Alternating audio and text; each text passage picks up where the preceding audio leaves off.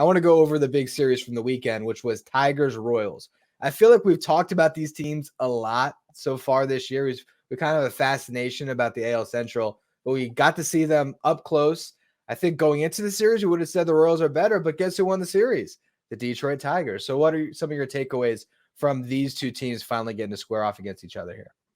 I was digging into some numbers on the Tigers, and they weren't too positive as far as their offense goes. Second time, third time through the order, not having as much luck, which obviously raises some suspicion. But that being said, they were able to come back on Saturday night in a major way, and again, kind of send a message that hold on a second, the Royals, as far as the new darlings of the American League and American League Central in specific.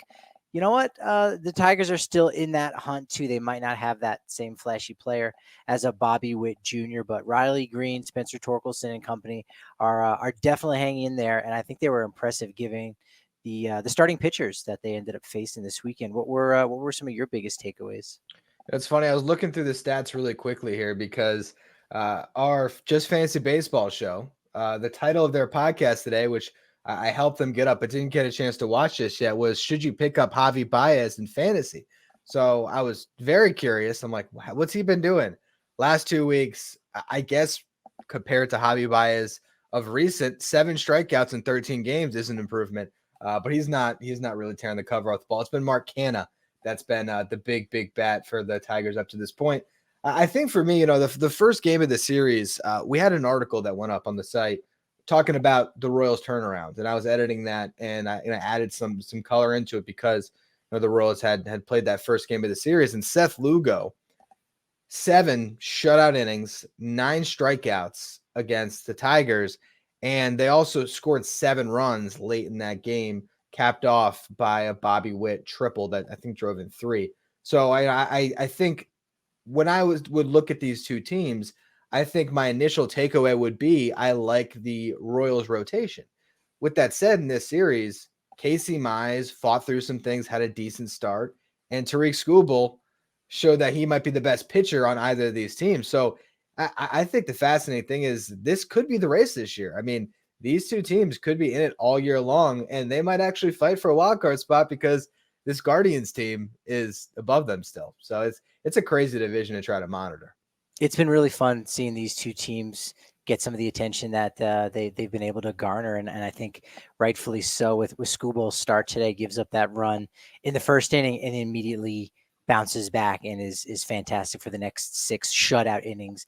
At that point, still maintaining, I wouldn't say his lead, but definitely his front runner status as American League Cy Young Award candidate, right? Whereas Royals might not have one of those guys, but they've got a few of those guys on the edges, as we've kind of alluded to a little bit. What's interesting about the Royals and where they're at right now, not too far ahead of the Tigers in the standings, is the fact that they are very much ahead in run differential. If you had thrown out what the Yankees were able to do today against the Brewers, and we'll talk about the Yanks in a bit, the Kansas City Royals would have been in sole possession of the second best run differential in the American League. So you mentioned how good the starting pitching has been as a rotation, everyone being healthy, knock on wood, but it's also been the offense contributing and doing it really well. So they're getting contributions from everybody on Matt Quatraro's staff.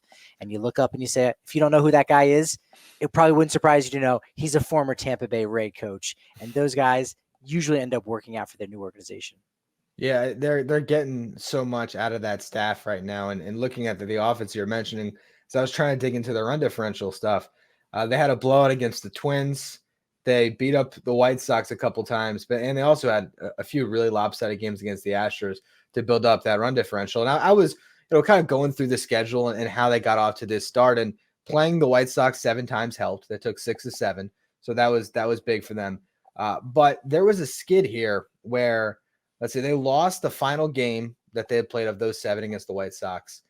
They took one against the Orioles, then they lost the series, and then they lost the first game against Toronto. So they had a stretch where they lost 4 or 5 and could have kind of slid back. And then they end up beating the Blue Jays, and then they end up taking the first game against the Tigers. So I'm in a position with the Royals where I still don't know how much to buy into a great start. But I think when you look at the pieces there, and particularly when you see the rotation that we like, and now Vinny Pasquantino looking like the hitter that we've been expecting him to be for years, injuries getting in the way. And Salvador Perez, which we talked about in the last show, having him back to this great level with Pasquantino, Perez, Witt. I buy into the lineup too. I think the only thing I don't buy into entirely is the bullpen, but there's a lot to like with this Royals team. Yeah, you kind of hit the nail on the head. Everybody's playing to their potential. There's not one guy carrying the entire roster. It's everyone contributing, playing as well as you think they can be, and still with some more room. Where I think Pasquantino is definitely capable of doing more than what we've seen so far. We know what Bobby Witt Jr. Is capable of doing, and just completely taking over the game. He had a couple nice highlight reel plays, and then Salvador Perez again just being that constant in the middle of that lineup. So I think the Royals are just set up really well for the season, and their ownership has committed to this roster and winning. And I think the Tigers are in the same boat too. A lot of that having to do with the new CBA and the fact that you can't be bad every single year and get a top 10 pick. So I believe both the Tigers and the Royals are out of the top 10. So you know what? They might as well start spending, bringing in some of those fringe middle class tier free agents. And I think they're going to, go after. We'll have to get to that at some point. And I know someone will here at Just Baseball in regards to players that could be available at the trade deadline this summer. Yeah, we are going to have an article come out this week, top 10 players, and we can kind of come on Who's Better at some point, discuss that list and how it might fit on for some teams like this that could be in the race, and the deadline could be a separator. The thing about the Tigers that really fascinates me is this rotation, because their bullpen has been lights out this year. I think it'll continue. If one of the best closers in baseball now, all of a sudden, kind of another pop-up guy in Jason Foley, who, he's been good, but now in the closer role, really delivering for them. Casey Mize is this kind of X factor that they got, right? I think he went 1-1, if I'm not mistaken, right? So a guy that was set back, but not just Tommy John. He had a back surgery, and he said even the back surgery was the greater relief for him to get his back right. Now, all of a sudden, you got another guy in that rotation that could be a frontline guy. So if Mize can keep this up and give them a Robin to Scoople's Batman, I could also buy the stock in the Tigers being the better team between these two. Yeah, my only concern with Mize is playing a full season, right, after coming back from his injury. So they have to be cautious with that at some point. But you'd rather have him have this early success right now, ride him as that hot hand, and then see about a little bit of that load management in general. Reese Olson, I think, has been a positive surprise. And then the two free agents that you ended up bringing in to kind of lead the way. I'm not going to say they haven't worked out yet because we're only talking about 5 starts, but Jack Flaherty and Kenta Maeda combining for an ERA somewhere around mid-5. So, those guys, just need to eat up innings on days that Schoolball's not in there, going 7 strong as this Cy Young kind of candidate.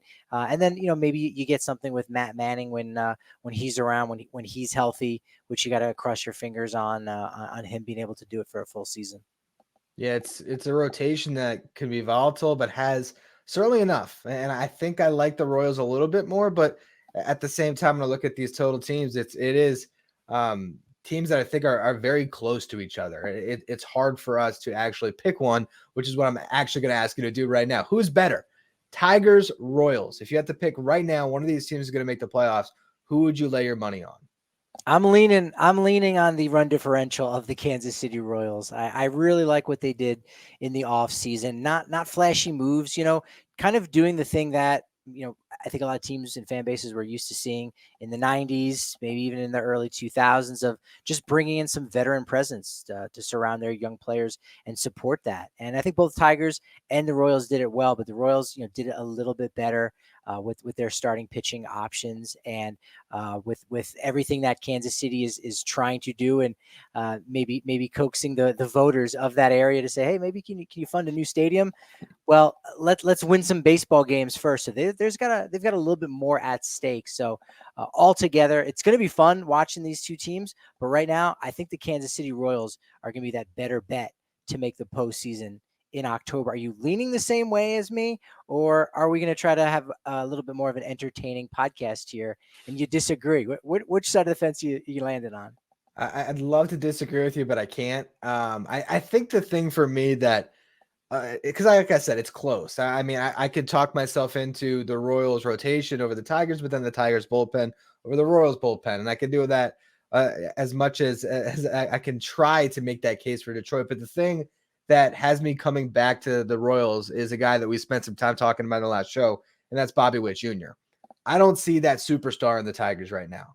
So until they have a guy, until Spencer Torkelson or Riley Green or Kerry Carpenter, until one of these guys takes a big leap, and maybe the collective ends up being better, I'll just side with the team that has an MVP candidate on it to find their way closer to October. I still don't know if either of them gets in, but I think if I had to put my money on one of them, it would be Kansas City right now. It makes for such a great story, I think, just in the sporting world with the success, obviously, that the Chiefs have had, and now the Lions, being as successful as they've been. So it's like Detroit and Kansas City. I feel like they're very much tied to one another, and in the American League Central, they absolutely are.